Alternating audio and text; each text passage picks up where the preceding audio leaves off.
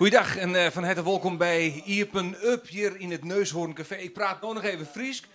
Maar je begint zwaar het wordt aan zijn Nederlands. Vooral voor uw gast van de jongen, dat is Wiert Duk, gevreesd journalist, opiniemaker. Hij is jong te gast, de komende oorloren hier in Iepen Up. De verste presentator van dit programma, dat is Jacco de Boer. Die zie ik thuis, we wensen hem alle betterschip. Ik heb minder tatoeages, maar ik mag Joen wel presenteren. En leuk dat je zorgen. Van harte welkom dus bij Iepen Up. En mijn gast vanavond is Wiert Duk. Van harte welkom, Wiert. Je bent regelmatig in Friesland momenteel, hè?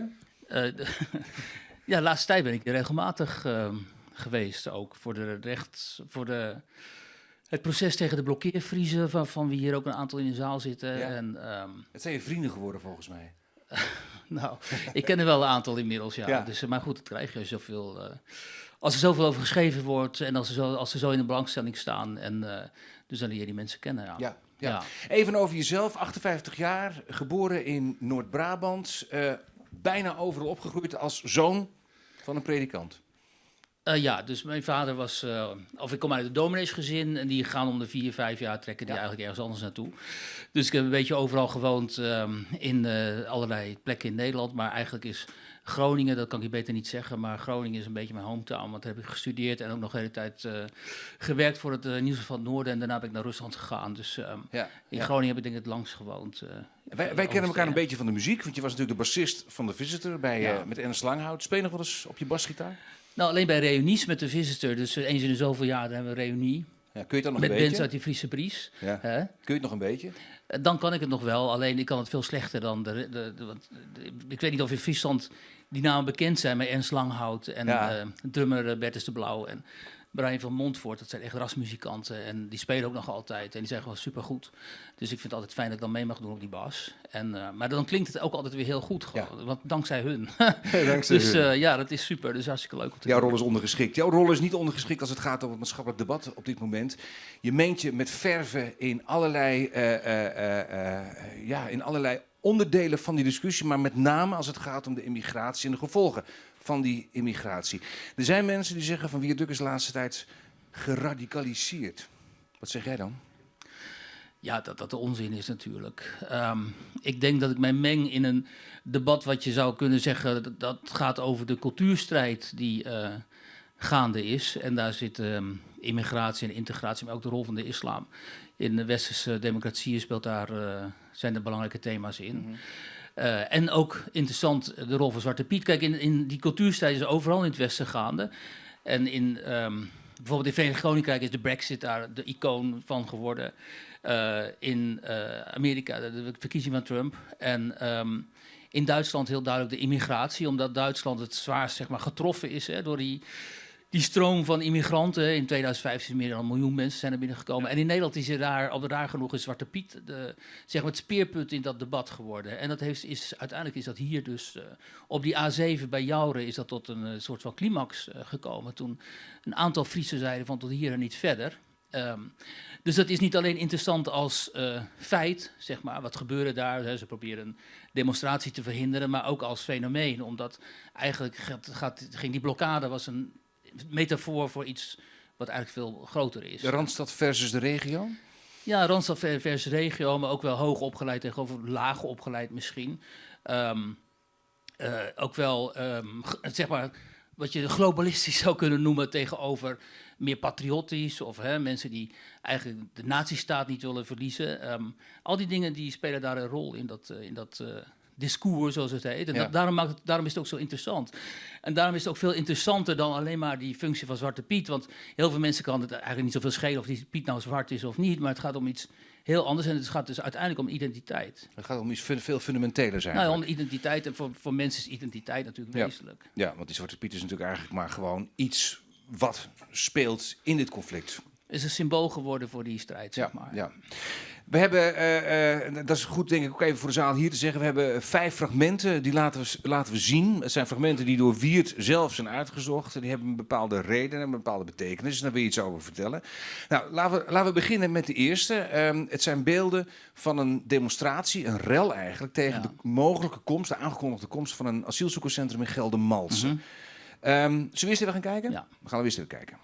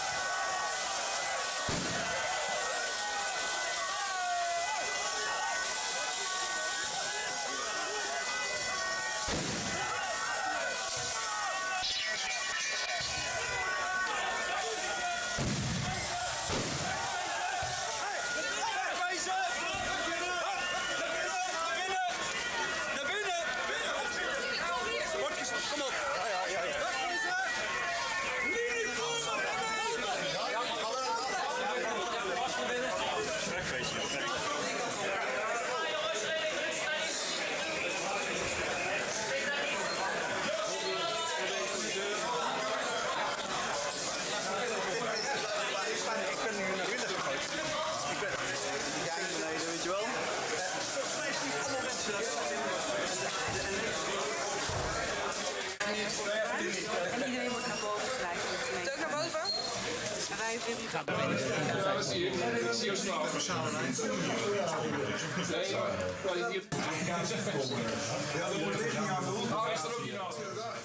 Ja, beelden van de collega's van Omroep Gelderland.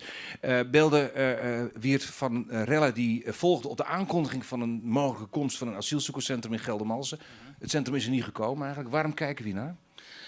Nou ja, omdat je ziet wat hier gebeurt. Die cultuurstrijd waar ik het over had, die verplaatste zich hier naar de straat. En mensen die ontevreden waren met een besluit dat, waarvan zij vonden dat het over hun hoofd heen was genomen, die kwamen dus in verzet. En naar mijn mening verkeren we telkens op dit moment, en misschien niet zozeer in Nederland, maar wel in landen als Duitsland en Frankrijk en zo, op de grens van dit type verzet, zeg maar, volksverzet. En wat representeert dit nou? Dit representeert die kloof tussen die bestuurlijke elite en een deel van het volk, hè, die bestuurderselite en de politieke elite, zeg maar, media trouwens ook, hè, die vinden dan op een gegeven moment, ja, we hebben die vluchtelingencrisis en er moet maar een AZC komen. En dan stoppen we zo'n AZC in een gemeente met eigenlijk heel weinig inwoners. Op een gegeven moment was er in Oranje, meen ik, heette die plek, er moest ook zo'n grote AZC komen. Daar kwam toen ook heel veel verzet tegen. En dan hebben ze niet in de gaten wat voor sentiment daar heerst bij een deel van die lokale bevolking die dat dus gewoon helemaal niet wil. En die dan ook kennelijk gewoon fout is voorgelicht of niet goed, het is niet goed met hen in gesprek gegaan.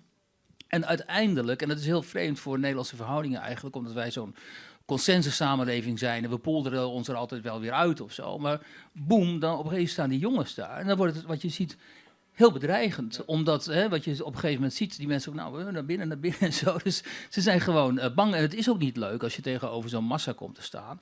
En wat naar mijn mening vaak vergeten wordt in Nederland, is dat er onder een groot deel van de bevolking voor heel veel politieke besluiten en voor bestuurlijk optreden eigenlijk helemaal geen draagvlak is. En dat het toch wordt doorheen geramd. Dat zie je ook met Zwarte Piet, hè, die roetveegpieten en zo. Niemand zit daar eigenlijk op te wachten. Een heel klein deel van de bevolking vindt het oké.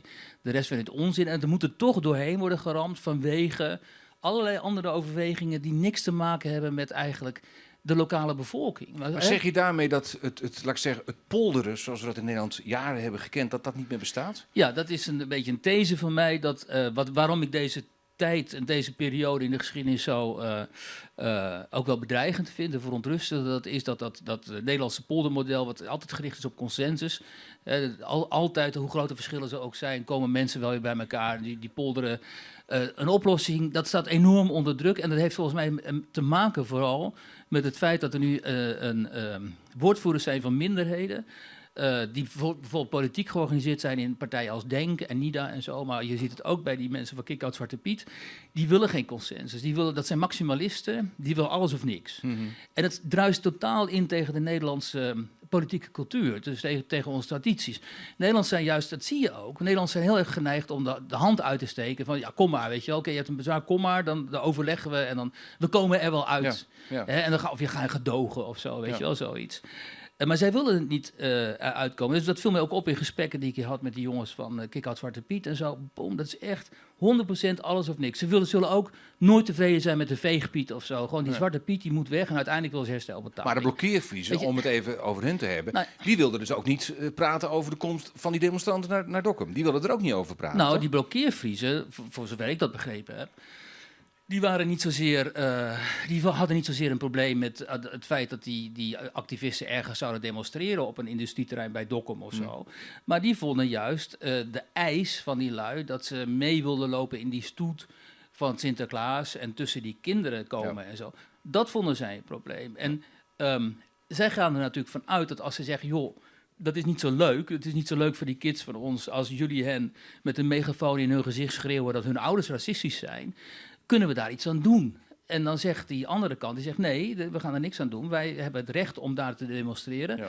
En dat gaan we dan doen. En ook nog eens keer gefaciliteerd door die burgemeester Waanders, waar zoveel over te doen was.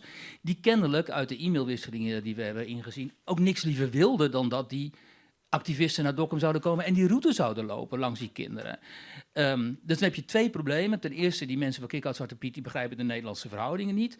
En die burgemeester, die begrijpt haar eigen lokale bevolking niet, althans een groot deel daarvan, omdat hij iets wil faciliteren waar niemand verder op zit te wachten. En dan heb je gewoon, dan is er gewoon sprake, dat zie je ook, dan heb je eigenlijk sprake van een bestuurlijke crisis. En die brak dus ook uit. En ook sprake dus van het failliet van het poldermodel zoals we dat gekend en gekoesterd hebben. Op dat moment. En dat is dat kan heel erg zorgelijk worden, omdat de demografische ontwikkeling zo is in de grote steden vooral. Dat de aanhang van partijen als Denken zo, die gaat gewoon groeien. Ja. Want die vissen in de vijver van allochtonen, Marokkaan. Ik kan me ook heel goed voorstellen als je Marokkaan bent of Turk, dat je zegt, weet je wel, dat zijn onze mensen. Daar identificeren wij ons mee. We begrijpen dat verhaal van hun. Die Kuzu is ook nog eens een keer een echte Turk en zo, die steunt Erdogan. Al dat soort ellende en zo. En dan kan me dus heel goed voorstellen dat de Turken in de oude wijken zo zeggen, dat zijn dus, wij gaan op hen stemmen. Alleen, als zometeen die partij mee gaat besturen in de grote steden, dan krijg je een enorm probleem, omdat die Nederlandse, zeg maar, de autochtone, de traditionele partijen, die zijn het helemaal niet gewend. En die hebben ook heel weinig ruggengraat vaak. Dat zie je aan GroenLinks bijvoorbeeld in Amsterdam, zo onmiddellijk toegeven. Gaan onmiddellijk op hun rug liggen, zijn een ijzerboom. We geven toe. Want dat is Nederland. Echte polderaars dus. En dat is vooral het probleem van links-Nederland. En die zijn groot, in Amsterdam en zo. Dat ze onmiddellijk gaan toegeven aan die eisen van minderheden. Omdat ze denken, minderheden zijn zielig. En dat zijn slachtoffers en zo. Terwijl het natuurlijk al lang niet zo meer is. Minderheden zijn ook gewoon belangengroepen en lobbyisten. Ja. En die lobbyen zich op een gegeven moment die gemeenteraden in. Nou, dan moet je maar zien of dat of ons systeem van consensus, of dat stand houdt. Ja, nou is de grootste partij in Nederland natuurlijk nog steeds de VVD. Volgens mij is dat geen linkse partij. Dus het is eigenlijk over de hele breedte van het politieke spectrum aan de hand. Nou ja, het probleem met de VVD is natuurlijk dat die dus geen visie hebben. Want Mark Rutte wil geen visie hebben in een tijd waarin juist visie enorm vereist is. Ja. Dus dit is een tijd die vraagt om leiders met een sterk profiel en een sterke visie. Zoals Trump. Nou ja, of misschien zoals de mensen achter Trump, maar iemand als Orbán bijvoorbeeld, daar kun je van vinden wat je wilt, de leider van Hongarije. Daar kun je mee eens zijn of niet mee eens, maar hij heeft in ieder geval een hele duidelijke visie. Hij zegt namelijk, we doen de grenzen dicht, we doen geen moslims in ons land, want dat druist in tegen wat wij onze consensus vinden. Dus krijgt hij ontzettend veel gedoe en shit over zich heen. Maar hij is in ieder geval een man die een visie heeft. Het is in ieder geval helder. Ja.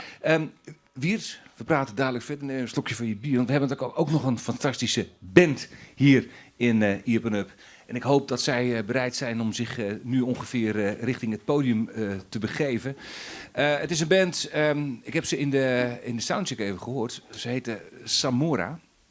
En dat is eigenlijk de naam van de zangeres van deze band, die straks ook het podium gaat betreden, naar ik hoop. Heren, welkom. Neem plaats achter jullie instrument. Ga ik even naar Samora. Mag een applaus voor Samora trouwens. Dat is op zijn plek. Samora, ik kom even, als ik hier langs kan, als ik niks omver gooi, want dat is mijn gewoonte, eigenlijk meestal wel op het podium. Welkom in Leeuwarden. Dankjewel. Ja, hoe gaat het met de band? Ja, gaat heel goed. Jullie hebben het ontstellend druk volgens mij. Ja, klopt. Klopt, we hebben het heel druk. Waar spelen jullie zoal?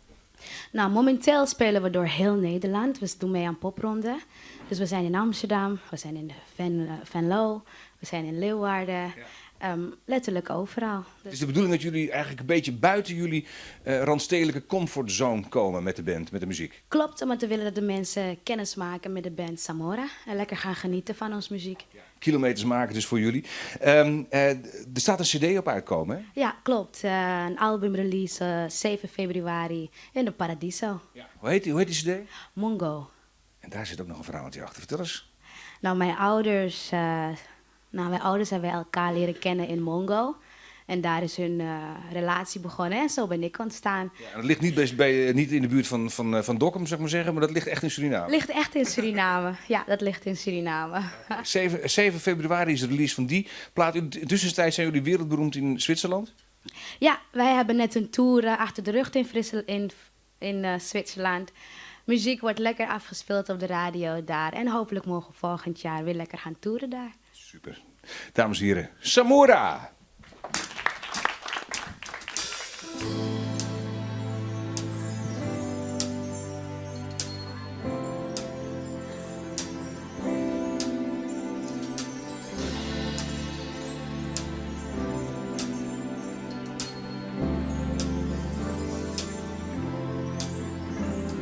Stay with me, you're anyone.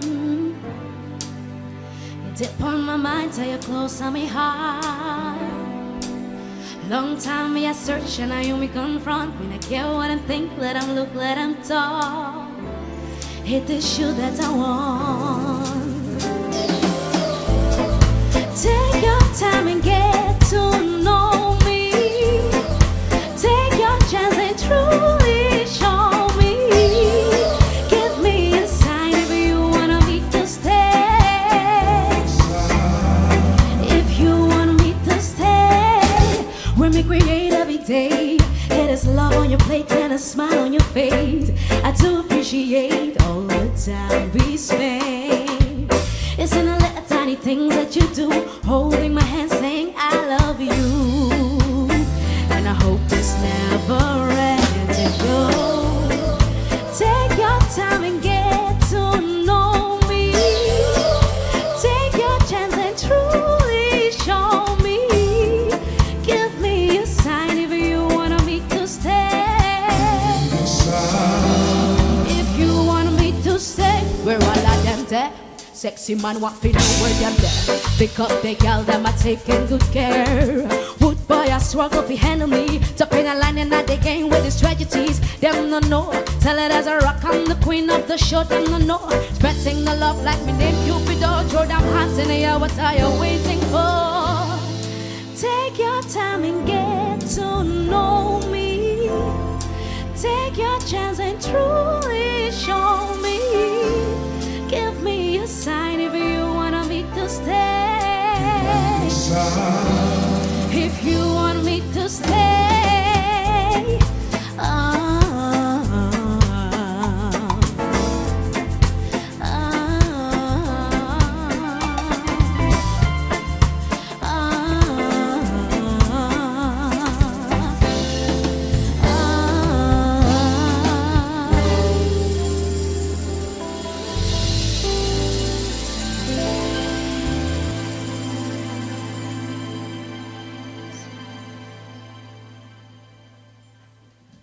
Dankjewel. Samora. Het was het nummer Stay volgens mij, Samora. Hè? Ja, klopt, hè? Klopt. Heb ik het toch goed ook. Straks meer van deze band. In de tussentijd zijn er vragen vanuit een zaal of zijn er vragen die u wilt stellen thuis via Facebook. Als u deze uitzending bekijkt, dan kan dat. En dan nemen we ze mee. Als krijg ik ze door op mijn oortje als alles goed gaat. En dan gaat die vraag door. Gast in deze uitzending van Iepen Up is Wiert Duk. Historicus, schrijver, journalist. Wat ben je eigenlijk meer? Journalist. Journalist. Eerst en vooral journalist. Ja. Dan kijk je met enige verbazing misschien ook wel naar het gekrakeel in de Tweede Kamer. Je bent parlementair journalist geweest. Je volgt dat natuurlijk op de voet. En dan zie je iemand als Thierry Baudet opereren bij de Algemene Politieke Beschouwing. Je hebt een filmpje uitgezocht van die Algemene Politieke Beschouwing. Zullen we er even naar kijken? Oké, Baudet. Voorzitter, in het wedstrijdje vliegen afvangen van vandaag heb ik me bewust wat afzijdig gehouden.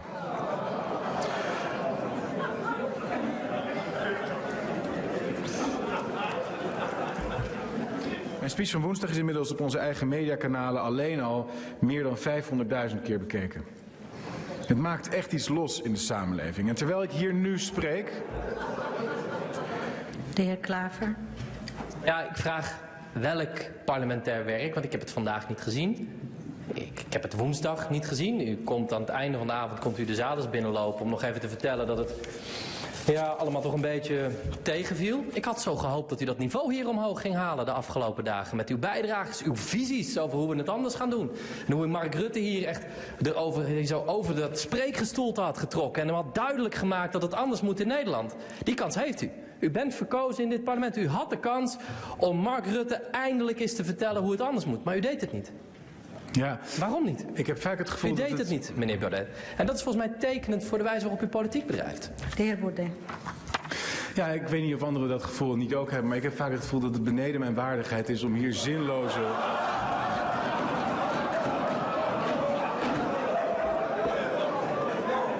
zinloze argumentaties af te steken.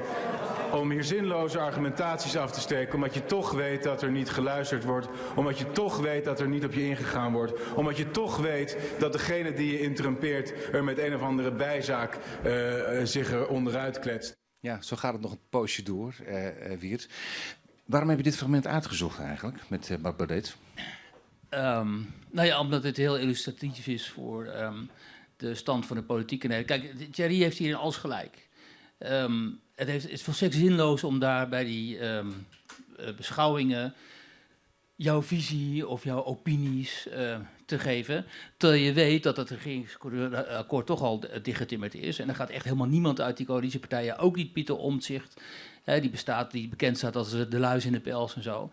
Die gaat tegen die coalitie stemmen. Dus het zijn inderdaad allemaal bewegingen voor de bühne. En het interessante is, kijk, Baudet die profileert... Maar dat weet Baudet toch ook wel? Ja, maar hij is gekozen in die Dit Kamer. is toch ook voor de bühne dan? Nee, want hij is gekozen in die Kamer om het partijkartel, zoals hij het omschreef, te breken. En dat doet hij dus eigenlijk hier. Omdat nu hij zo wordt uitgelachen en zijn aanhang kan zien, kijk, ze lachen Baudet uit, terwijl hij toch een punt heeft wat belangrijk is. En wat je ook heel goed ziet hier, is dat Jesse Klaver onderdeel is van dat kartel, zeg maar. Hoewel hij zich natuurlijk profileert als iemand woordvoerder van de oppositie. Maar je ziet hoe Klaver hier eigenlijk door Mark Rutte ook wordt aangemoedigd in het besje van Thierry Baudet. Dus je ziet dat is eigenlijk één Haagse kliek daar in die stolp. En die profileert zich ook heel duidelijk in het lachen en zo, als die Haagse kliek die ze zijn. En die keren zich, en dat vind ik heel onverstandig dat ze dat doen, maar dat doen ze telkens weer. Ze tuinen dus telkens in het geintje van Thierry Baudet.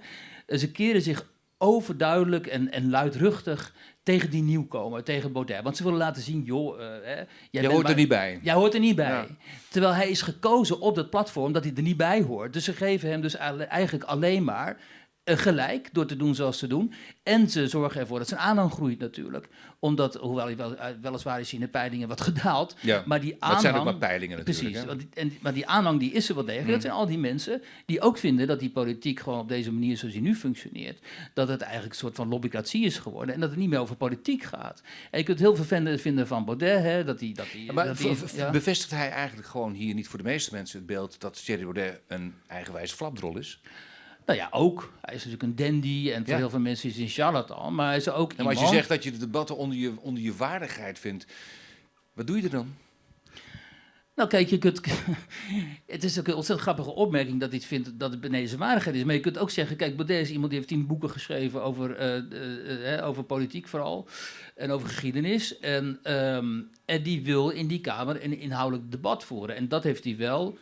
Ondanks alle bedenkingen die je tegen hem kunt hebben, dat heeft hij meermaals aangetoond van hij wil over de inhoud debatteren. Dat vindt hij ook mooi. Hij houdt van het debat. Hij is in die zin gewoon een authentieke intellectueel. Hij wil, als je zegt Baudet is een intellectueel, begint ook hier niet, maar begint ook iedereen te lachen en zo, terwijl hij aantoonbaar een intellectueel is, want hij is gewoon gepromoveerd, hij heeft al die boeken geschreven. En hij wil op inhoud debatteren. Dat vindt hij mooi, daar geniet hij van. Maar in de Kamer zeg maar de ambtenaren, want het is een heel ambtelijke mentaliteit in die Kamer, die willen helemaal niet op inhoud debatteren, die willen vliegen afvangen. Ja. Dus ze zijn voortdurend bezig om vliegen af te vangen bij anderen. Nou, dat is voor Baudet natuurlijk totaal oninteressant. Ik vind het ook totaal oninteressant. Maar Er zijn Ja. mensen die vinden het heel interessant. Die denken, joh, moet je nou eens kijken hoe slim die gast dat doet. Die vangt die vliegen van Rutte af en zo. En dan denk ik, man, dat verveelt mij. Weet je, doe iets op inhoud, dat vind ik interessant. Dat vindt Maar Baudet ook. wat doet hij dan in die Tweede Kamer, vraag je je af? Nou, wat hij zegt, we gaan jullie allemaal vervangen. We gaan de grootste partij worden, we gaan jullie Ja, allemaal ja, ja. vervangen. Ja. En dan zorgen we dat je wel gedebatteerd. Dat is natuurlijk flauwekul, maar het is in ieder geval... Stel dat hij er niet was. Stel dat, dat die partij niet in die Kamer zat. Moet je je voorstellen, had je alleen Wilders gehad die dan weer wat loopt te roepen, zoals hij altijd doet. En voor de rest had je dus allemaal types Jesse Klaver en Pechtold en zo gehad. Weet je, dat is dan ons parlement. Dus het is wat mij betreft...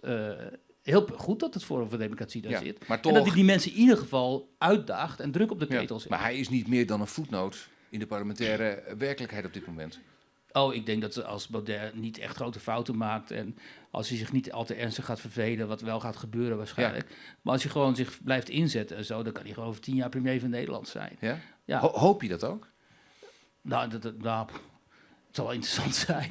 Maar het is niet dat ik dat nou hoop, maar alleen die potentie heeft het natuurlijk wel. Ja? Ja, voor al die lijsttrekkers in de Kamer heeft hij naast Rutte natuurlijk de meeste potentie. Op grond van wat zeg je dat eigenlijk? Op grond van zijn intellectuele capaciteiten? Ook, maar op grond van het feit dat hij heel juist ook op bepaalde aspecten de tijdgeest aanvoelt. waar Beter anderen- dan Wilders ook? Nee, ik denk niet beter dan Wilders. Maar Wilders die heeft zichzelf buitenspel gezet door veel te grof te zijn en echt groepen uit te sluiten. Ja. Dus daardoor komt hij niet in de aanmerking eigenlijk. Hè. Die staat buitenspel. Terwijl je zegt dat hij de tijdgeest wel goed aanvoelt. Ja, Wilders? Wilders begrijpt natuurlijk heel goed de angst voor de radicale islam. Dat die heel zeg maar, wijd verspreid is. En dat ook de radicale islam een hele serieuze dreiging. Dat is dé dreiging van deze tijd. Kijk, het probleem, de fout die de meeste mensen maken tegenwoordig is dat ze zeggen, oh, extreem rechts is een enorme dreiging. Dat is de dreiging van deze tijd. Maar de dreiging van deze tijd is natuurlijk de radicale islam. En die is extreem rechts. Maar mensen zeggen, nee, islam is niet... Dat is het fascisme van deze tijd. Alleen dat durven heel veel mensen niet te zeggen, want dan weet ik veel. Dan worden ze van racisme en zo beschuldigd. Maar het fascisme uit de jaren 30 is nu de radicale islam. En die moet bestreden worden. Kijk, en de manier waarop, daar kun je over twisten. Kijk, Wilders die doet het op... die doet allerlei ondemocratische voorstellen, dus daar kun je niet mee eens zijn. En bovendien wordt er veel te veel de man gespeeld en zo. Dat kan natuurlijk ook helemaal niet. Maar feit is dat de dreiging van die kant komt natuurlijk. Ja, en waarom zien we dat niet? Want jij zegt het vaak genoeg. Wilders zegt het vaak genoeg. Omdat als je dat zegt, dan schaar je jezelf voor heel veel mensen in het extreemrechtse kamp. En mensen vinden het racistisch, omdat ze de vergissing maken dat ze denken dat moslims een ras is. En zelfs de rechter denkt dat, omdat die zegt tegenwoordig dat Marokkanen een ras zijn. Hè? Dat wilden ze... die heeft de ras beledigd. Ja. Dus allemaal dat soort rare politiek correcte constructies die spelen in het debat permanente rol, en zelfs in de rechtspraak. Maar dat is een woordenstrijd. Als jij vaststelt dat de extreme islam de grootste bedreiging voor ons avondland is, en dat zeggen meer mensen, waarom wordt dat niet gehoord dan? Waarom geloven mensen dat niet? Nou ja, het grootste raadsel van deze tijd is inderdaad waarom links, dus GroenLinks en ook wel Partij van de Arbeid en zo, waarom die coaleren met de islam. In Rotterdam was er zelfs een zogenaamd links monster, hoe heet dat, een linksverbond moest er Dat komen. bestaat niet meer trouwens. Tussen maar- linkse partijen ja. en die partij NIDA, wat Ja. een islamitische partij is. Dat kun je alleen begrijpen, want het is eigenlijk niet te begrijpen, het slaat nergens op. Maar je kunt het alleen begrijpen als je denkt dat links denkt in slachtofferschap. Dus dat links zich opwerpt als de beschermer van minderheden en van slachtoffers. En moslims zijn per definitie een minderheid. En ze zijn per definitie slachtoffer. En ze zijn ook, en dat is wel interessant en dat wordt vaak over het hoofd gezien. De islam is natuurlijk in essentie, de radicale islam, sowieso anti-westers. Anti-kapitalistisch ook en anti-Amerika. En anti-Israël. En links is natuurlijk ook anti-kapitalistisch, anti-Israël vaak. Nou, Ja, zeker. Nou. Voor een groot deel links gewoon anti-Israël. En pro-Palestina en anti-Verenigde Staten ook. Links heeft natuurlijk hele anti-Amerikaanse traditie, zeker in Duitsland bijvoorbeeld. Dat soort grote landen. Dus die voelen een soort van natuurlijk bondgenoot met die islam. Ja. Terwijl dat bondgenootschap eigenlijk helemaal niet zou moeten bestaan. Dat is echt totale flauwekul. Alleen die denkfout, daar houden ze dus aan vast. Ja, terwijl de meeste mensen rechts stemmen in Nederland, zeg jij dat linkse gedachtegoed er nog steeds voor zorgt dat die islam ons bedreigt en in toenemende mate bedreigt. Hoe kan dat dan? Dat zit toch een discrepantie in? Nou ja, links, kijk, je moet een verschil maken tussen politiek correcte mensen en linkse mensen. De meeste mensen stemmen hier de VVD. De grootste partij van Nederland. Nee, ik snap je vraag, maar in die vraag zeg jij terwijl links, maar het is niet per se links, vooral politiek. Het is heel makkelijk om politiek correct te zijn, want ja, daar heb je nergens last van. Daar heb je een hekel aan, hè?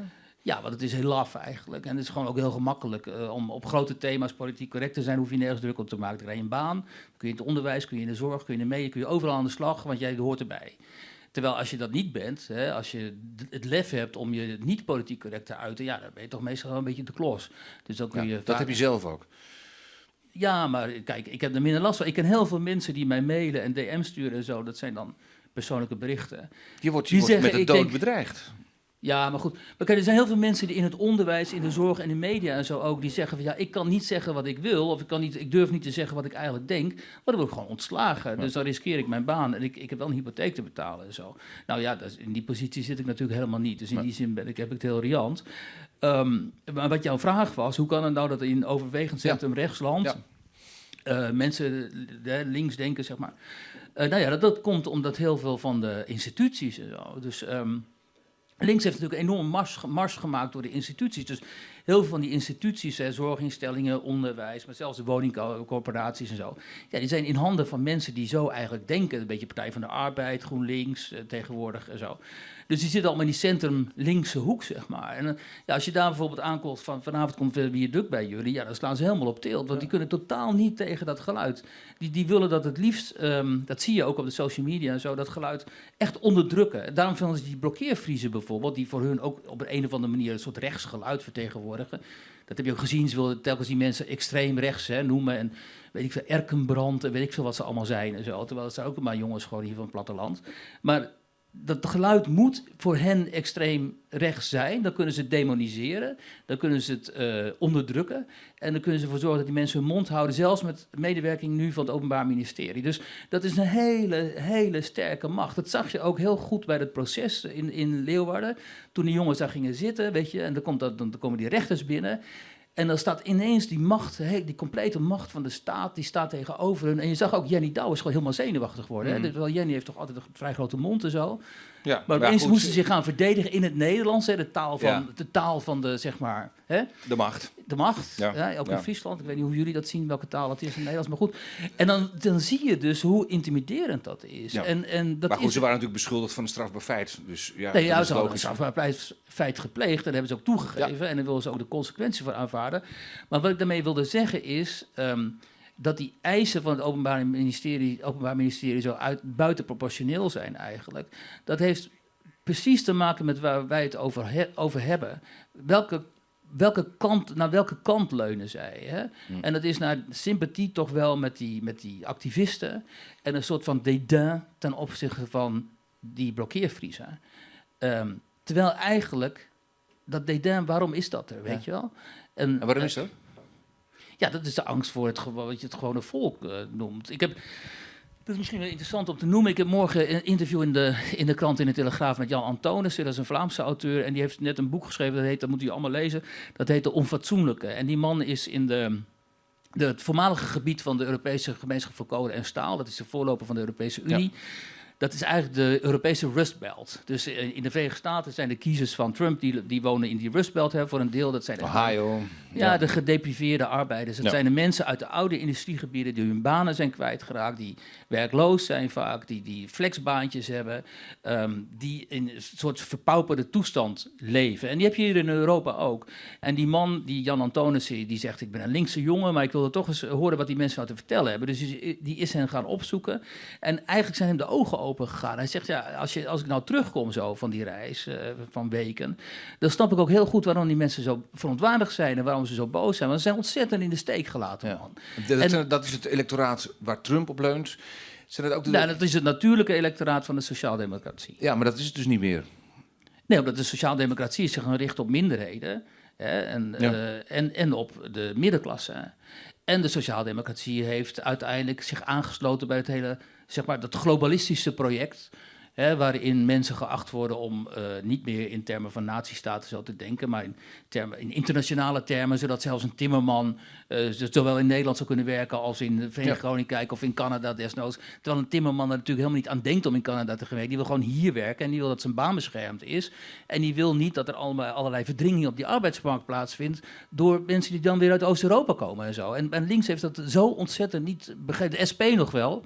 Maar goed, die heeft dat... Is ook links. Dat is, We hebben een vraag op Facebook binnengekregen. Ik ga even kijken of we dat hier kunnen laten zien. Waarom blijft Wierduk achter de blokkeerterroristen staan? Ze worden toch genoemd in het AIVD-jaarrapport van 2018. Dat zijn waarschijnlijk de blokkeervriezen. Ik weet niet of dat zal hetzelfde zijn ongeveer, denk ik, in deze vraag. Ja. Waarom blijf je erachter staan? Sta je erachter?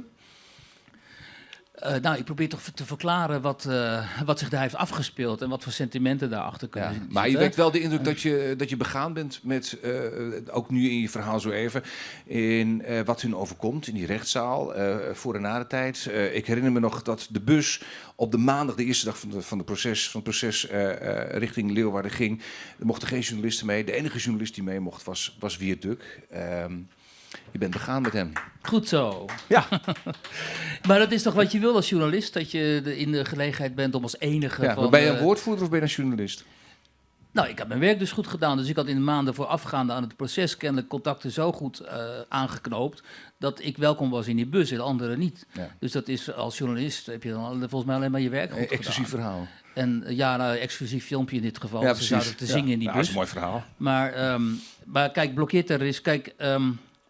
moet je daarop ingaan. Kijk, die blokkeervriezen de vraag nogmaals... of je erachter staat, hè? De vraag of je erachter staat. Dat is eigenlijk een legitieme vraag. Nou, je kunt moeilijk achter een misdrijf staan. Maar ze staan zelf niet eens achter het misdrijf. Ze zeggen, we hebben een misdrijf begaan. We zijn bereid om de consequenties daarvoor op ons te nemen. Nu zijn de geëiste straffen door het Openbaar Ministerie nogal hoog. Hè? Dat vindt bijna iedereen, geloof ik. Toch zagen ze het zelf als een overwinning, hè? Zo was het toch ook? Nee, zij zien het als een daad van burgerlijke ongehoorzaamheid. Nee, het feit dat die eisen niet zo vreselijk hoog waren, het viel ze eigenlijk mee, kreeg ik de indruk. Nee, het viel ze tegen. Ze dachten, het is toch behoorlijk veel, 240 uur taakstraf en zo. Dat vonden een aantal van hen toch wel behoorlijk hoog. En in vergelijking met vergelijkbare gevallen is dat ook hoog als je nagaat dat een kopschopper die in Nederland die iemand half verlamd trapte ongeveer, dat hij dan iets van 50 uur werkstraf krijgt of zo. Ja, dat is natuurlijk niet in verhouding. En de vraag is, en de vraag die iedere normaal mens en burger zou moeten opwerpen is, waarom is dat zo? Ja. Waarom is het zo niet in verhouding? Nou, daar kun je allerlei bomen over opzetten. De vraag was eigenlijk volgens mij, sta je nog achter het blokkeerterroristen? Ja, maar dat is een aanname die niet klopt, dus ik kan moeilijk antwoord op geven. Ja, Oké, je bent journalist, dus je staat in principe nergens achter. Waar ik achter sta is Samora, of naast zit eigenlijk meer. Ze gaan het tweede liedje van vanavond spelen. Samora, hoe heet het? Blazing up the fire. Kijk, Samora, dames en heren. Thank you.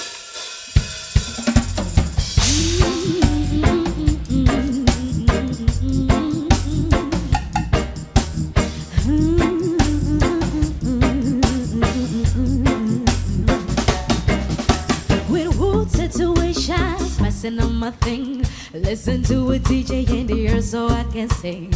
Waiting for my favorite job. That's a wave like I don't give it down. Hear my woo in my speakers, I don't really need much more. Yes, I'll be getting on my sneakers, leaves are right there on the floor.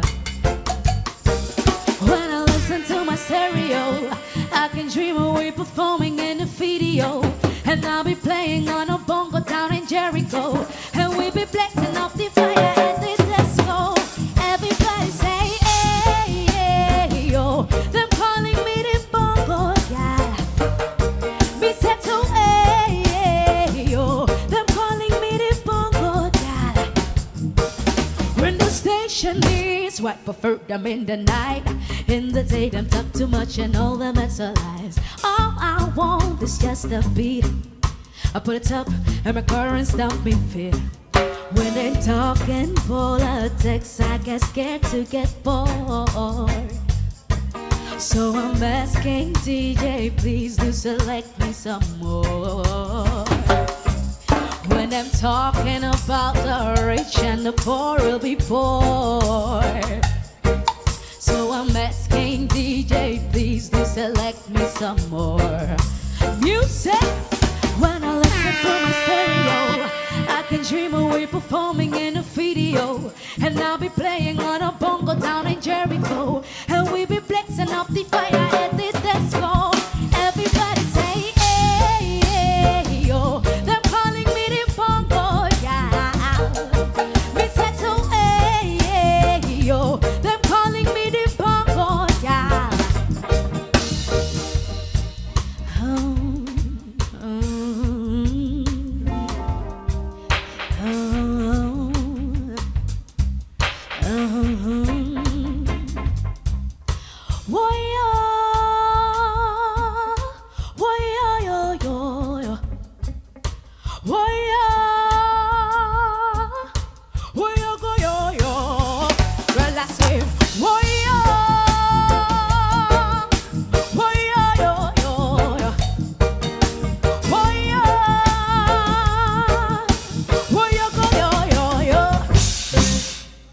Dank jullie wel. Samora, Blazing Up the Fire. Dankjewel. Straks nog een nummer van deze pop-reggae band. Wiert is de gast vanavond in Iepen Up.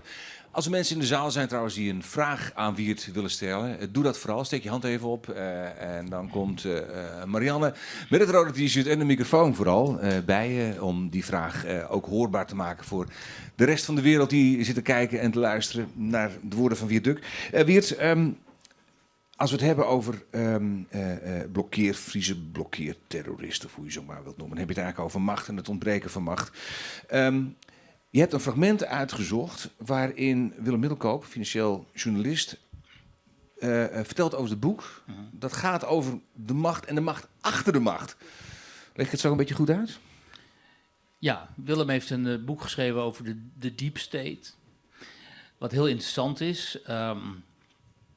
En waarom we daarna gaan kijken is omdat heel veel mensen tegenwoordig in de tijd van internet en social media en sceptisch zijn op het nieuws. Dus op het, zeg maar, op de mainstream media, zoals het heet. Die geloven er niks meer van. Ze geloven er niks meer van. Dat ligt ook aan die media zelf, omdat ze vaak zichzelf ongeloofwaardig maken door ook bepaalde interpretaties aan het nieuws te geven of gewoon ook nepnieuws.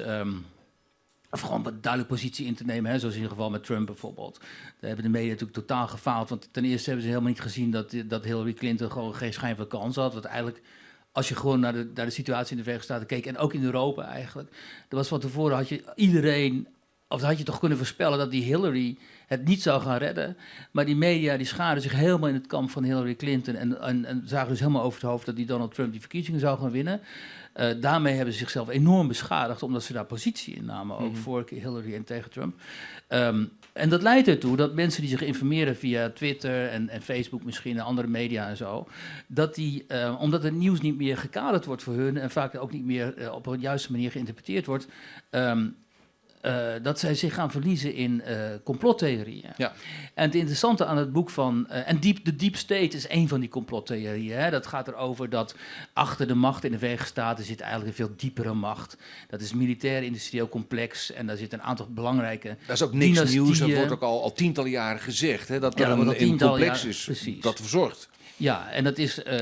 dat is helemaal niet aantoonbaar natuurlijk. Alleen het interessante aan het boek van Middelkoop is, en hij heeft nog een co-auteur ook, dat hij probeert aan te tonen dat er wel degelijk zoiets bestaat als die deep state. Ja, en dat hij er ook voor gezorgd heeft in het boek dat hij wegblijft van allerlei gekke theorieën en zo. Hij heeft echt een factchecker ingeschakeld en die heeft al die feiten gecheckt en zo. En dan uiteindelijk kom je tot... Als je dan al die feiten zo met elkaar in samenhang brengt, dan kom je tot een heel interessant betoog eigenlijk. Ja. Laten we even kijken, want hij heeft een heel duidelijk voorbeeld eigenlijk. Wat we allemaal kennen als het gaat om de macht achter de macht. Ja. Goedendag. Ik heb in mijn hand hier een boek van Willem Middelkoop en Tim Dooley. Het heet Patronen van Bedrog. Niets is wat het lijkt. Het is een heel bijzonder boek, omdat het een overzicht geeft van hoe de financiële macht en ook de politieke macht de afgelopen 200 jaar is ontstaan. En er zitten een paar foutjes in, maar ja, bij elk boek zit een fout. Ook de boeken die ik maak zitten wel eens fout in. En denk je, shit, dat had ik toch. Maar de strekking van het verhaal blijft overeind. En dat is belangrijk, want dit boek gaat over de macht. De ware macht. 3 fact-checkers aan het werk gehad, hè? Ja, echt waar? Maar dan nog sluipen er heel af en toe iets Ja, dat is, kun je Nee, niet- ik heb bij Amsterdam University Press het uitgegeven. En ik Ja. heb echt geëist, er komt een redacteur op die extreem kritisch is, maar ook extreem cynisch is. En denkt dat het allemaal onzin is wat ik schrijf, want die moet het allemaal gaan controleren. Ja. En dat heeft hij gelukkig heel goed gedaan. Maar ja, goed. De strekking van het boek. Als ik zeg tegen jou van het gaat om de deep state. Ja. Om de macht achter de macht. Dus, Dat is het beste omschrijving eigenlijk. Ja. ja, mensen denken ja, dat zijn politici en die maken de belangrijke beslissingen. Maar in Ja. de praktijk worden die aangestuurd door veel grotere Belangen. belangen. Krachten. Precies. Ja. Mooi voorbeeld in Nederland. Afschaffen van de dividendbelasting. Ja. Dus niet één partijprogramma die dat had vermeld voor de verkiezingen. En toch staat dat in de regeringsverklaring. Dus hoe kan het nou dat in al die onderhandelingen, coalitiebesprekingen, er een punt wordt toegevoegd aan de regeringsverklaring waar nooit een politicus het over heeft gehad? En nu langzaam komt de waarheid naar buiten. Het blijkt dat Mark Rutte, hij heeft in een interview gezegd, Mark Rutte heeft ooit beloofd aan Unilever dat hij ervoor zou zorgen dat dividendbelasting zou worden afgeschaft. Waarom zou hij dat beloven? Weten we niet. Maar er zijn dus structuren in dit land die zoveel macht hebben dat ze ons een premier kunnen laten beloven dat het ooit zal gebeuren. En we weten nu ook, na de laatste onthullingen, dat Mark Rutte hier al 10 jaar mee bezig is. Ja. Ja. Je zou bijna denken, het is een complottheorie. Dividendbelasting, nou ja, we hebben eigenlijk moeten vaststellen dat het inderdaad waar is. Want op het moment dat Unilever zei, we gaan ons hoofdkantoor niet verplaatsen naar Nederland, was het de hele bodem onder het plan weggevallen. Ja. Is dat het bewijs van zijn theorie? Nou, een mogelijk bewijs. Kijk, ik hoorde een aantal weken geleden de bazin van Shell, Nederland, zeggen, gewoon ijskoud op de radio in gesprek met Thijs van der Brink, van we zijn al 12 jaar bezig om te kijken hoe we die dividendbelasting kunnen afschaffen. En helaas had Thijs het niet de tegenwoordigheid vergeest om te zeggen, hoezo, zit jij in de regering of zo? Wie dan? Wie Ja. zijn die we Ja, dan? ja. En dat zei ze gewoon, boem, ijskoud, Ja. op tafel. Dus het ligt gewoon open op tafel. Hè? En heel veel mensen, kijk, die hebben 2 problemen. Ten eerste dat mensen, omdat ze gaan geloven, oh, er is iets als een deep state en er zijn complotten en oh god, 9/11 zal wel zijn georganiseerd door de Zionisten. en zo. Inside En job en dat soort want verhalen. kijk maar, het ene gebouw, dat ging niet en zo. Ja. Dat mensen doordraaien in complotten. Maar aan de andere kant bestaat er wel degelijk zoiets als dit soort belangen en dit soort lobby's. En op het moment dat je die kunt ontcijferen, zeg maar, of dat je daar een vinger achter kunt krijgen, als journalist ook, ben je natuurlijk verplicht om dat aan te tonen. En dat gebeurt te weinig. Kijk, en dan is het interessant dat wanneer, en daar wilde ik naartoe, op het moment dat mensen zich dus kunnen informeren via het internet, maar ook op het moment dat mensen zich politiek kunnen organiseren, bijvoorbeeld via referenda en zo, dan kun je op een moment kopen dat zoiets kan worden aangetoond. Een voorbeeld is dan het referendum over dat verdrag met de Oekraïne. Wat heel veel mensen zich niet realiseren is dat die deep state, zeg maar, in dat hele Oekraïne-thema een enorm belangrijke rol heeft gespeeld. Al decennia lang is voor de Amerikanen duidelijk, we moeten Oekraïne losweken van Rusland. Oekraïne samen met Rusland is een imperium, zo wordt gezegd. Rusland zonder Oekraïne is gewoon een regionale macht. En het is altijd het belang van de Verenigde Staten geweest om Rusland klein te houden. Nou, dat is in Oekraïne ook gebeurd, zelfs in die mate dat toen die putsch die daar had plaatsgevonden, wat door onze media en ook door onze politici werd geframed als een spontane volksopstand. Maar dat was gewoon een coup natuurlijk tegen een president die nota bene in legale verkiezingen was gekozen. Dat vervolgens daar een nieuwe regering werd geïnstalleerd. En die is uit. En die namen van die mensen die in de regering moesten komen, die zijn gewoon door het Amerikaanse State Department dus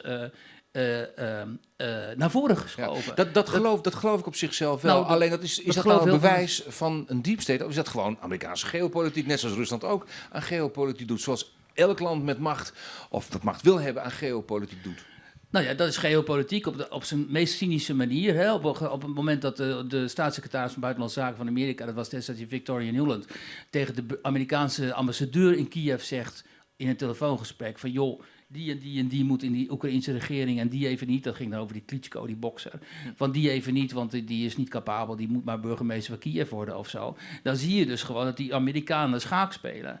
Geopolitiek schaak. Maar dan moeten we ook dat toegeven. Ja, maar dat is toch niks nieuws? Dat ga ik nu uitleggen. Dat is inderdaad niks nieuws.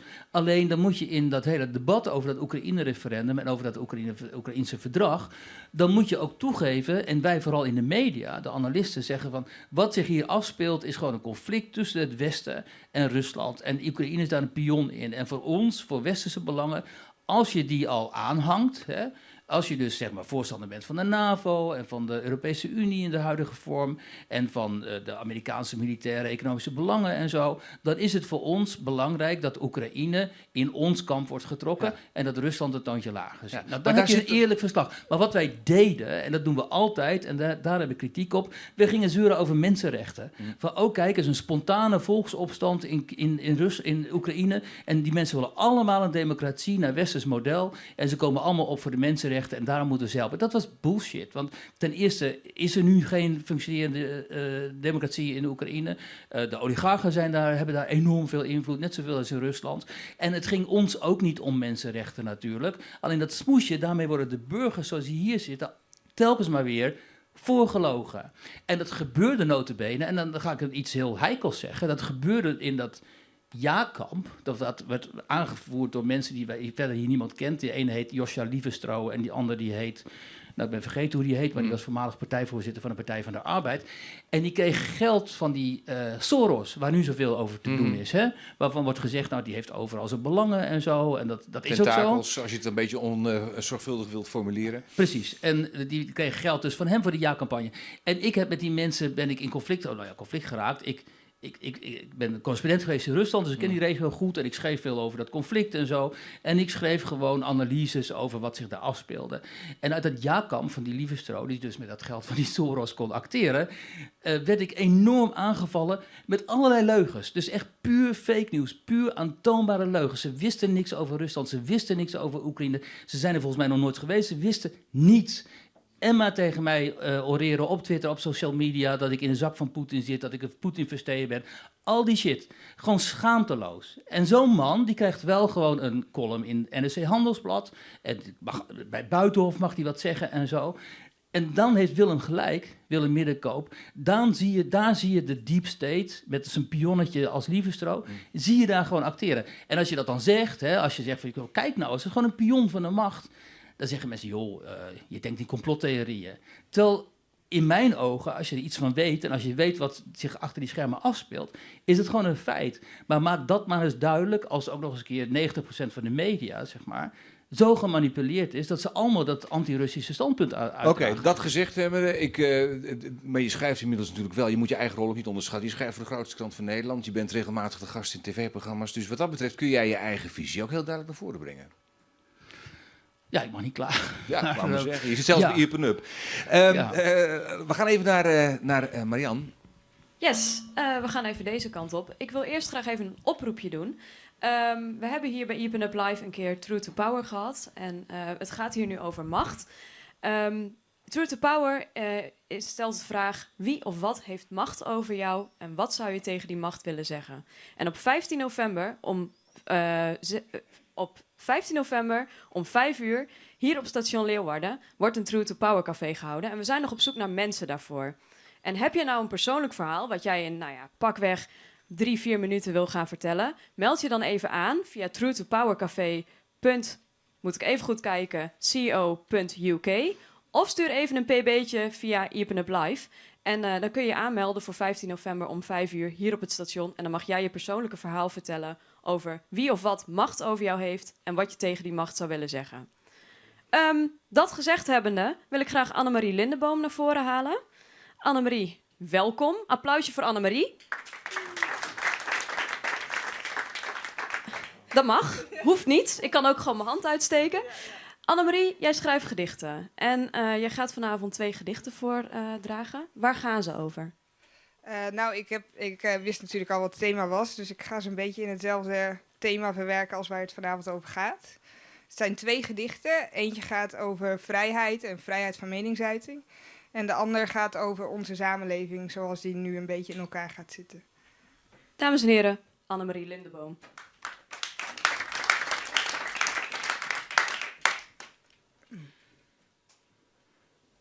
Zit je dan met je vrijheid in je lege huis met een jeukend kruis van lekker vrij rondneuken, maar nooit iets leukers vinden of aan je binden?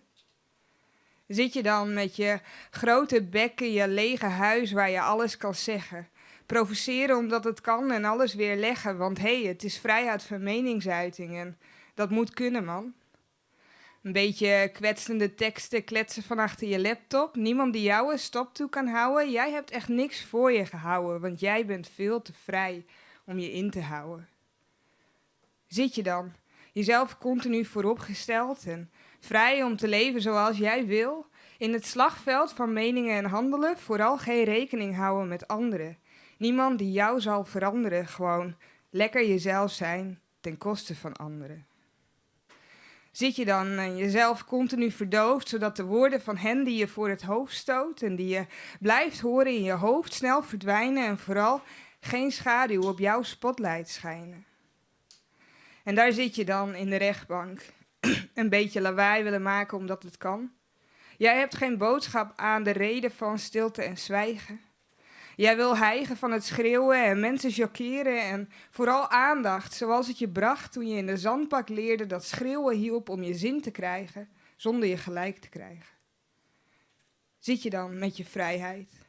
Geen centen makken, geen kaarten om in te plakken, geen armen om nog even in weg te zakken, geen mensen die je nog even stevig vastpakken, geen BH om je borsten nog in te pakken, maar wel lekker free bleeden en met de deur open kakken, want er is niemand die jou nog kan afzwakken. Er is niemand die jou nog kan afzwakken. Er is niemand die jou nog kan afzwakken. Er is niemand die... Er is niemand.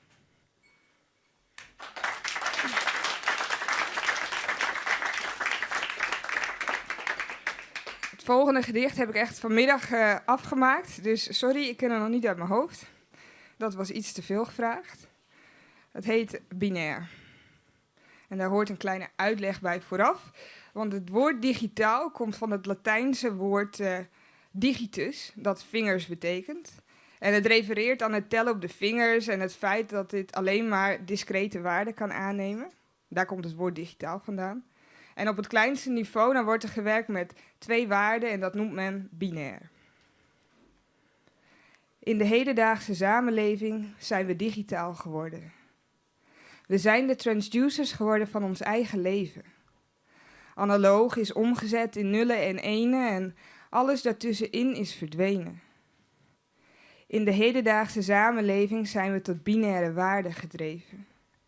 Dit is onze taal, onze digitaal, die steeds meer invloed heeft op ons leven. Afgerekend met waarden die ons niet absoluut beschreven. Er is geen mogelijkheid meer om te zweven, de stigma's kleven aan elke absolute waarde die we opgeven. Waar of onwaar, links of rechts, voor of tegen, we streven naar 1, maar zijn bij 0 of 1 gebleven. Dit is onze digitaal die de samenleving opdeelt. Die verdeelt en heerst over ons analoge leven. Die onderverdeelt, veroordeelt en af en toe met de absolute waarheid speelt. Die groepen verdeelt en je daaraan toebedeelt. Links of rechts, wel of niet, pro of anti-Zwarte Piet. Nooit of altijd, ja of nee. Misschien is niet meer oké, dat kunnen we niet meer verwerken. We willen het alleen bewerken tot een absolute waarheid of 2. De tijd van 50 tinten grijs is verstreken. Zwart of wit is waar we nu alleen nog over spreken. Dit is onze digitaal die we overal ter wereld spreken. Die ons laat smeken om vergiffenis en ons makkelijker laat wreken. Die ons onze banden met jarenoude vrienden doet verbreken omdat hun standpunt niet op de onze leken en ze de hokjes ontweken en daardoor met de tegenpartij worden vergeleken. Dit is onze digitaal waar we allemaal voor zijn bezweken. De taal die zorgt dat we met alle menselijke tussenreacties breken. Die meteen oversteekt zonder te kijken en alleen maar verdeeldheid kan bereiken. Die zorgt dat we over elk standpunt gaan zeiken en niet meer onze overeenkomsten vergelijken. Hoe kunnen we communiceren in een taal die alleen maar verschillen doet blijken? Hoe kunnen we communiceren in een taal die ons verder uit elkaar drijft? En hoe verbinden we in een omgeving waarin je alleen een absolute waarde krijgt? Hoe worden we één en raken we de nul kwijt?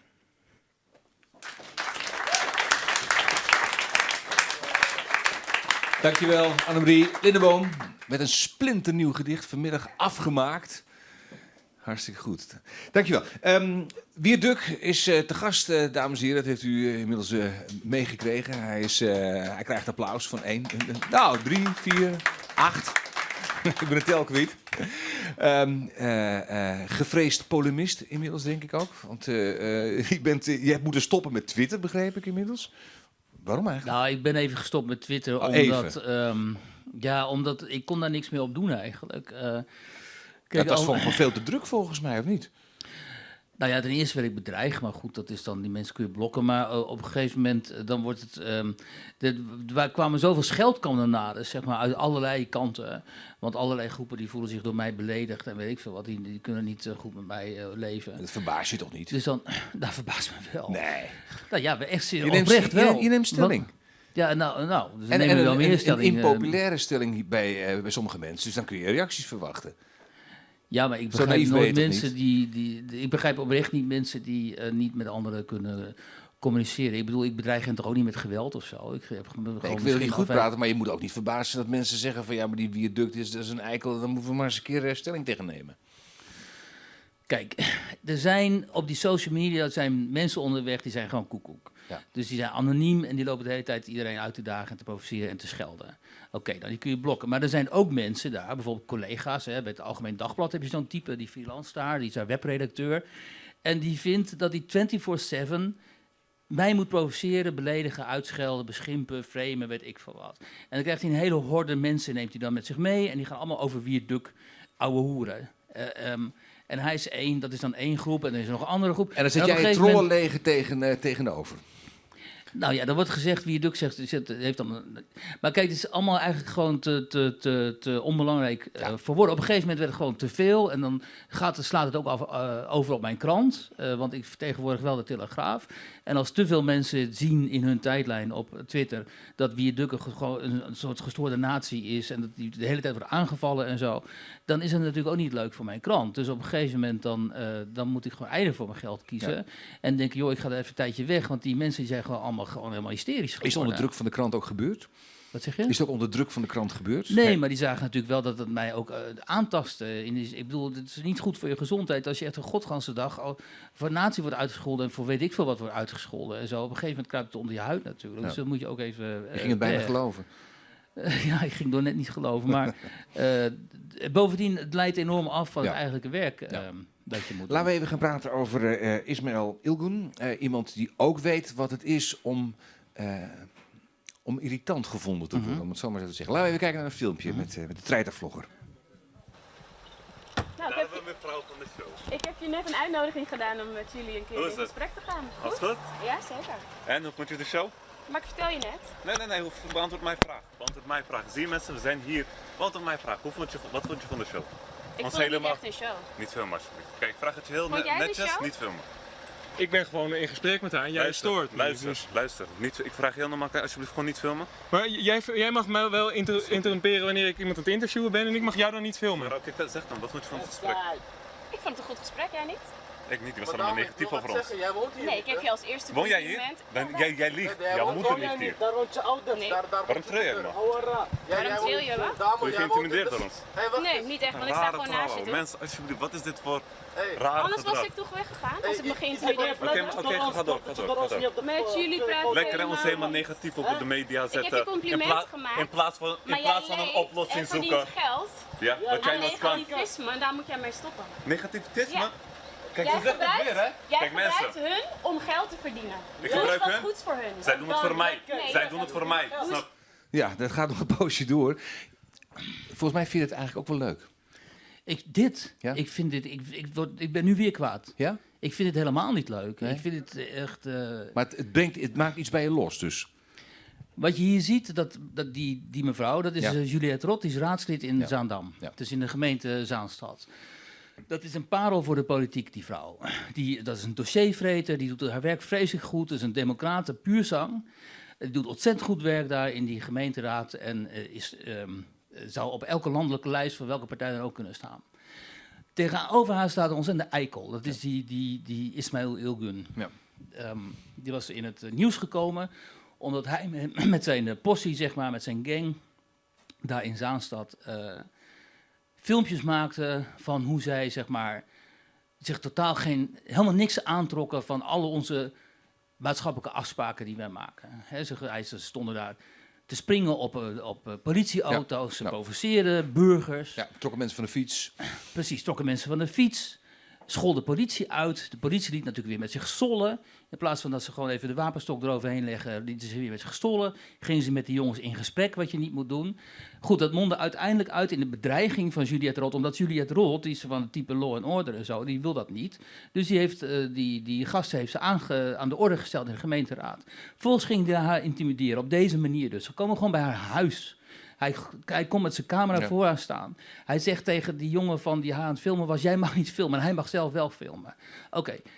Dus ik dacht, ik heb toen Juliette Rot geïnterviewd, uitgebreid. Toen werkte hij nog bij het Algemeen Dagblad. Ik heb haar in de krant gehad en zo. Dus ik denk met mijn nuchtere boerenverstand, nou, die mevrouw zal wel heel Nederland aan haar kant vinden. Want dat vinden wij toch allemaal.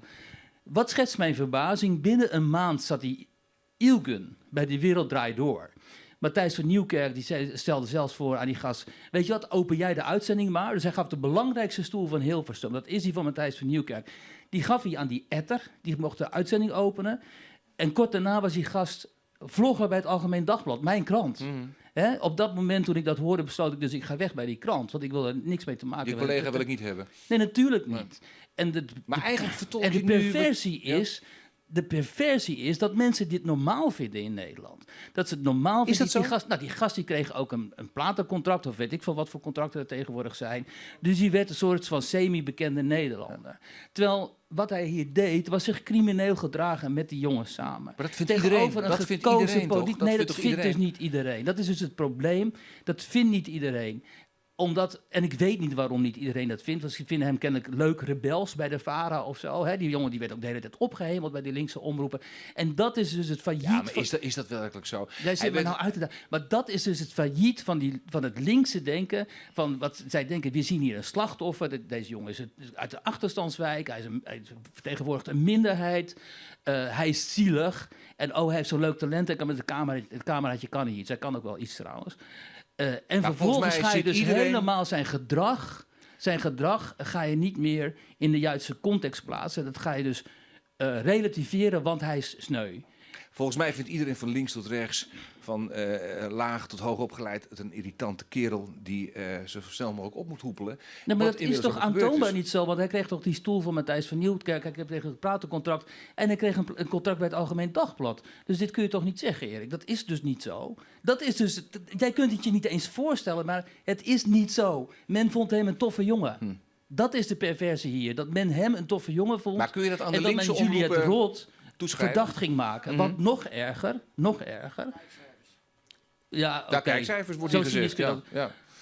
Nog erger, het comité 4-5 mei liet in ongeveer dezelfde tijd Nasreddin Jar, die bekende Marokkaans-Nederlandse acteur, een praatje houden of zo. Er was een diner en daar ging hij dan een soort van reden houden.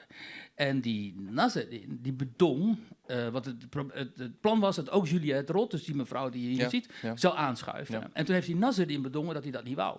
Die had geen zin dat Juliette Rot daar zou komen, dus hij heeft tegen het comité gezegd, zij komt niet.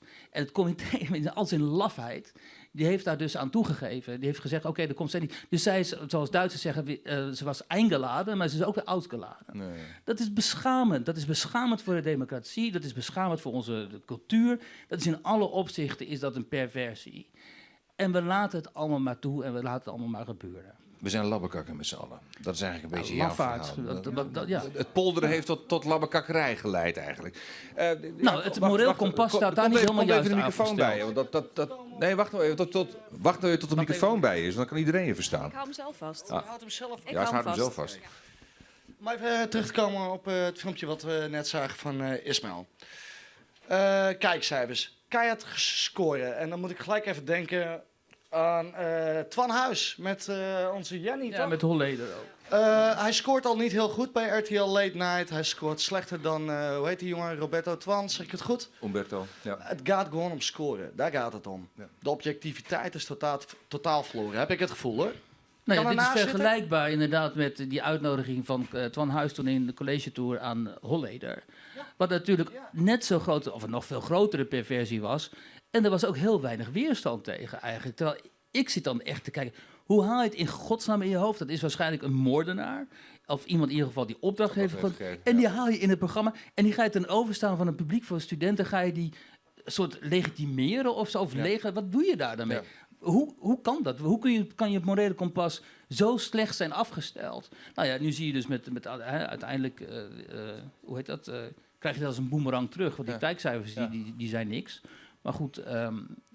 Daar ligt niet aan de keuze voor. Nee, ik wil even naar de muziek.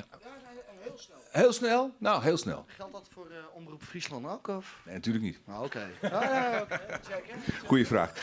Wat ik wel heel graag hier bij Omroep Friesland wil laten zien en laten horen is het laatste nummer van deze avond van de band Samora. Pas op voor de kabels. Ze gaan nog één liedje spelen, dames en heren. En als ik mij niet vergis, is dat het... Stereotypes. Ja, Stereotypes, hè? Ja, Samora. Gunshots, sorry. Mijn verontschuldigingen, gunshots.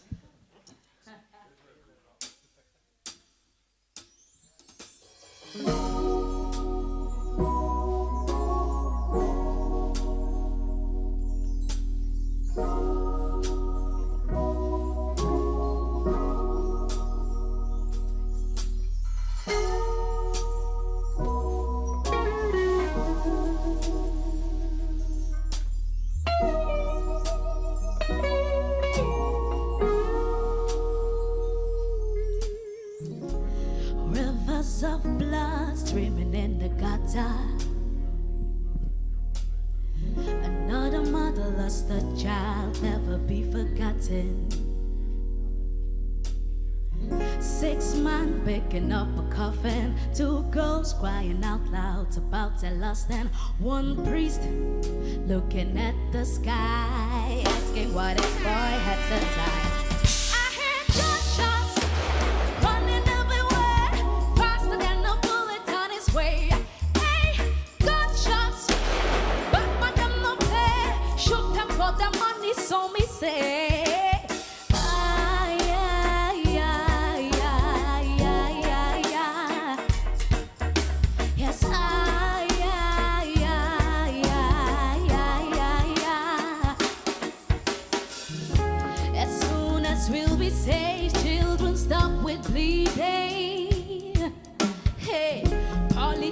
Say they care, seeing is believing. Oh, everybody trying to knock the hustle, get food on the table.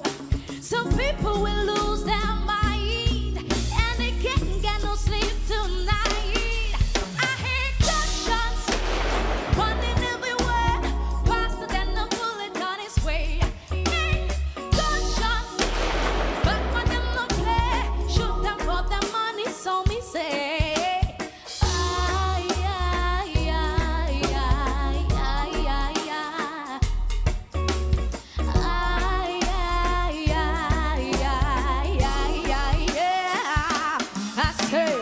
Gunshots at a woman calling for a man who stole $10 on a day at the fun. Woman gets a gun, man's a thing to run. Trigger finger lady shoots to a gun and a gun. Gunshots at a woman calling for a man who stole $10 on a day at the fun. Woman gets a gun, man's a thing to run. Trigger finger lady shoots to a gun and again I hear gunshots. Dank jullie wel. Samora, dames en heren, live hier in Iepen Up. Dank u wel. Goeie reis terug. Dat is een heel eind nog, volgens mij. Want dat krijg je natuurlijk als je aan die popronde meedoet. Dan moet je dus overal in Nederland spelen. Zelfs in Leeuwarden. En daar is Wiert Duk vanavond ook. Welkom nog een keer. Het laatste fragment wat we gaan bekijken heeft betrekking op een voetballer van Ajax. Ja, op de Abdelhak Nouri. Ja. Die, zoals iedereen weet, wiens carrière dus gebroken is. En misschien was hij wel het grootste talent dat in Nederland rondliep op dit moment. En nou ja, iedereen weet wat er met hem gebeurd is. En wat het allemaal teweeg heeft gebracht. En kijk, in deze tijd van polarisatie, waarin ik zelf ook een stem ben, zeg maar. Waar je zelf ook een in bijdraagt. het debat en waarin mensen vinden dat ik bijdraag daaraan. Dat vind ik zelf niet zo, maar goed, dat vinden veel mensen dan. Merk ik wel dat er heel veel meer sympathie is voor mensen die polarisering overschrijden, zeg maar, en die voor verbinding gaan. Ja. En dat zie je in het geval van deze voetballer. Die heeft bij allerlei verschillende groepen in de samenleving, helemaal niet alleen bij zijn eigen allochtone gemeenschap, maar totaal overstijgend naar allerlei andere groepen in de samenleving, enorm snaar weten te raken, althans zijn lot. En dat zie je in dit filmpje. Hè. Ik geloof dat dit het filmpje is waar zijn vader dan naar buiten komt om die mensen, die menigte te bedanken. Die staan daar dan in Amsterdam op straat. En dan weet hij eigenlijk niet goed hoe hij ze moet bedanken. En dan zie je hem zo, een iconische foto ook geworden. Ja. En dit is eigenlijk wat Nederland wil zien. Dit is ook die consensus en die verbinding. En dit is eigenlijk waar de overgrote meerderheid van de mensen natuurlijk naar streeft. Om op die manier met elkaar om te gaan. Maar de vraag is of dit reëel is en of dit duurzaam kan zijn, of dat dit alleen maar incidenten zijn, waarop steeds meer mensen gaan hopen. Ja, laten we die vraag zo meteen eens proberen te beantwoorden. Laten we eens even kijken naar de beelden van de vader van Nouri.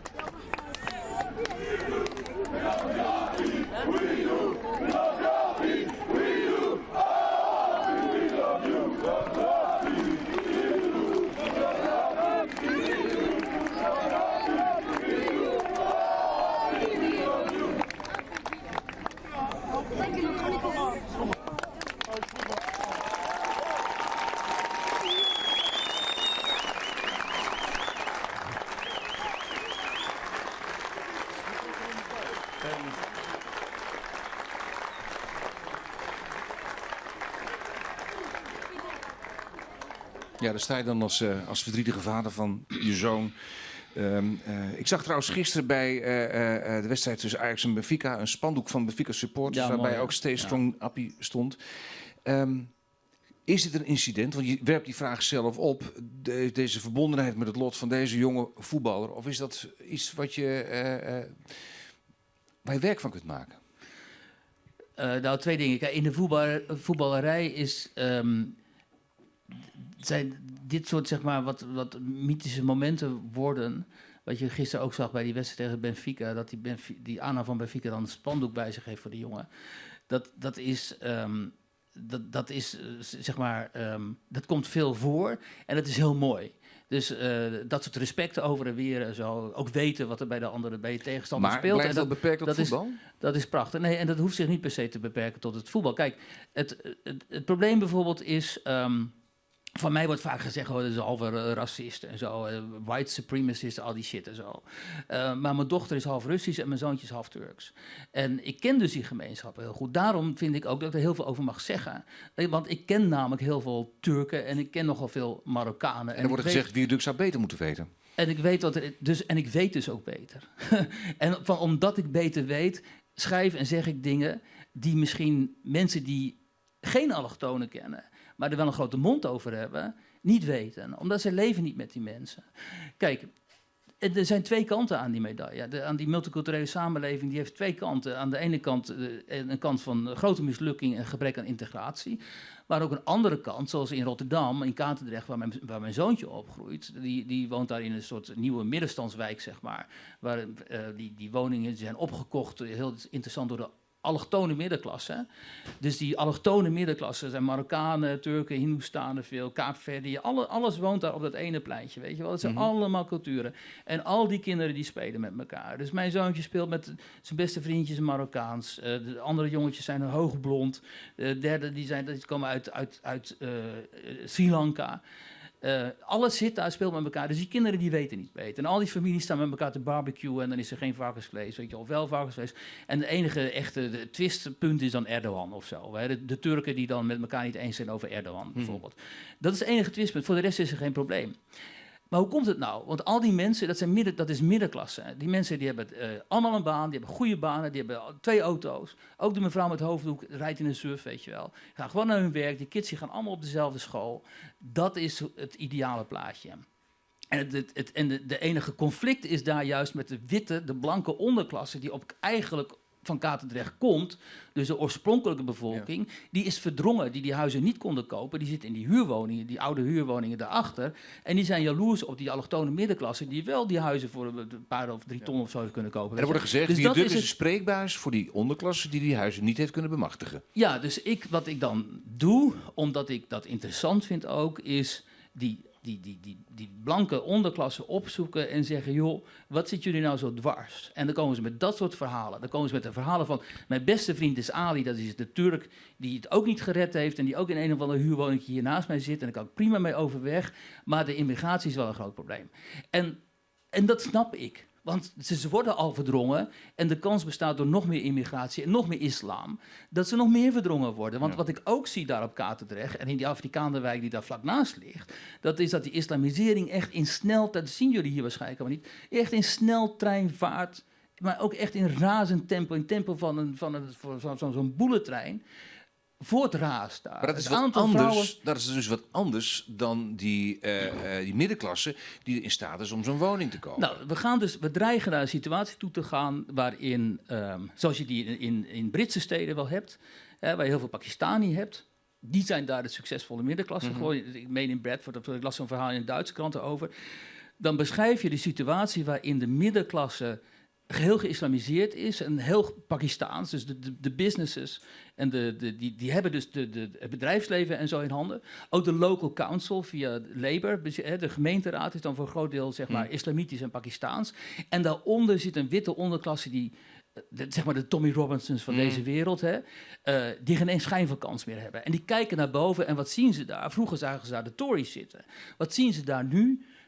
Een Pakistaanse succesvolle middenklasse met inderdaad die grote auto's en die grote huizen en de vrouwen in niqab. En wat voor land heb je dan? Dan zit je dan die mensen. Maar zeg je dat in Nederland ook gebeurt? En dat gaat in Nederland ook gebeuren. Maar waarom in is het dan niet steden? gebeurd dan als het in Engeland al wel is gebeurd? Je ziet in Nederland, je ziet het in Nederland in rap tempo natuurlijk voortschrijden. Ik bedoel, een partij als Denk en NIDA en zo, die zitten gewoon in de gemeenteraden daar in Rotterdam en die hebben een grote mond. Nou ja, terecht ook, maar hun belangen vertegenwoordigen ze heel goed. En daar zitten gewoon ik heb een verhaal geschreven bijvoorbeeld over een probleem in Rotterdam. Dat had te maken met een ambtenaar daar die contact had met salafistische groeperingen en die gaat over de veiligheid daar in Rotterdam. En dan zie je dat die ambtenaar is een Marokkaanse man. En die heeft opdrachten gedaan voor Stichting Wakf. Dat is dan echt zwaar salafistische stichting. En ondertussen zit hij voor in het bestuur of in de ambtenarij in Rotterdam op het dossier veiligheid en radicalisering. En naast hem zit dan een mevrouw. Die is zwaar gesluierd, gewoon strenggelovige moslima, is actief voor die partij NIDA, wat een islamistische partij is, en gaat ook over het dossier radicalisering en veiligheid. Dat is natuurlijk heel gek, want zij zijn eigenlijk zelf geradicaliseerd, snap je? Ja. En die kant gaan we steeds meer op. En het is de taak van de journalistiek en van journalisten als mij, om daarop te wijzen. En dan gaan al die mensen die niet mee eens zijn, die gaan weer zeggen, kijk, die Duk die is een racist. Want hij is tegen Marokkanen en Turken en zo. Wat dus allemaal flauwekul is, want ik leef met die mensen. Ja. Maar ik maak het mensen er wel op attent als er sprake is van radicalisering. Zowel uit de islamitische hoek als bij extreem links als bij extreem rechts. Ja, we kwamen bij Nouri vandaan. Is dat iets waar jij hoop uit put? Of is dat iets wat beperkt blijft tot het voetbal? Alle voetbalsupporters van welke club, van Benfica, Ajax of wat dan ook, hebben medelijden met het lot dat Nouri is overkomen. En that's it? Ja, ik denk dat ik er heel cynisch over ben eigenlijk. Kijk, iemand als Henk Spaan, die heeft dan het boek geschreven nu over Nouri. Hè, en die vindt dat dan een soort symbool van dat het multiculturalisme en zo, geloof ik, allemaal heel erg goed functioneert en zo. En ik denk dat het eigenlijk gewoon een incident is. Daar had ik het ook over, ik kan mooi mee afsluiten met Jan Teunissen, die schrijft van het boek De Onfatsoenlijke. Want Jan, ja, die komt uit de linkse hoek en die heeft de hele reis gemaakt door die Rust Belt van Europa.